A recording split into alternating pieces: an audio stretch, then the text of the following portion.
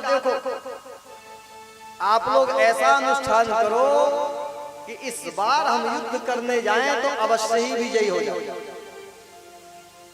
यदि युद्ध में हम विजयी हुए तुम्हारी वजह से, अनुष्ठान के कारण, तो इतना तुमको हम दान देंगे प्रसन्न होकर के कि बैठे बैठे तुम्हारी कई पीढ़ियां खाएंगे। तुमको कहीं पर फिर पूजा पाठ अनुष्ठान करने की आवश्यकता नहीं। लेकिन यदि हम पराजित हुए तो अपने आप को जीवित भी मत समझना। दुष्ट था। अब ब्राह्मण बेचारे घबराए कि ये राक्षस से दुष्ट मारेगा भी। बड़ा सुंदर अनुष्ठान प्रारंभ किया ब्राह्मणों ने। ब्राह्मणों का सहारा तो भगवान ही है।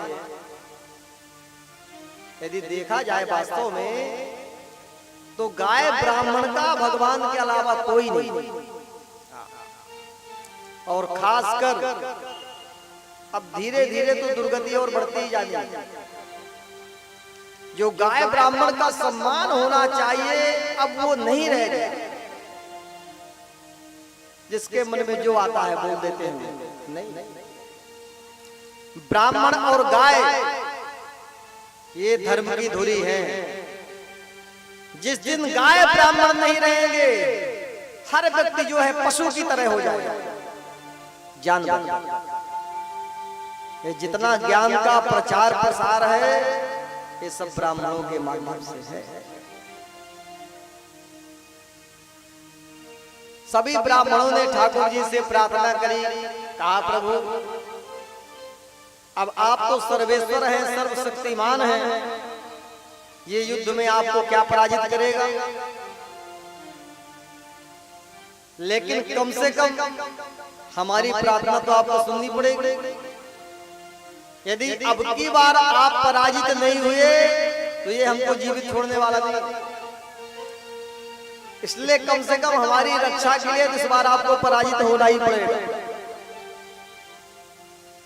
भगवान तो दीन बंधु अंतर्यामी है, बड़े दयालु है ठाकुर जी। और अपने ब्राह्मणों की रक्षा करने के लिए भगवान ने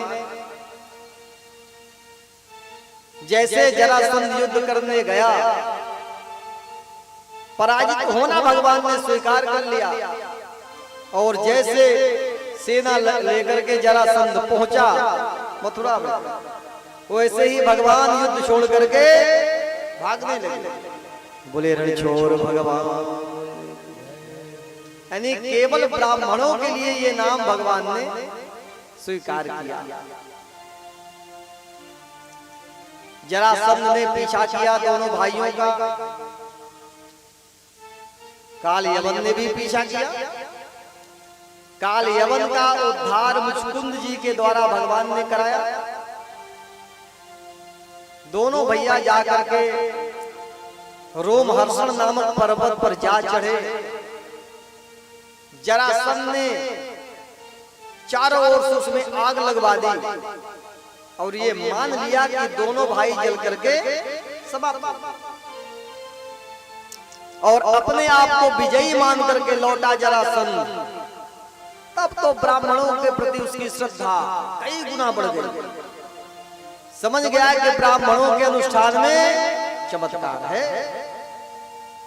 17 बार में पराजित हुआ और आज 18वीं बार ब्राह्मणों के पूजा पाठ की वजह से मैं विजयी हो गया।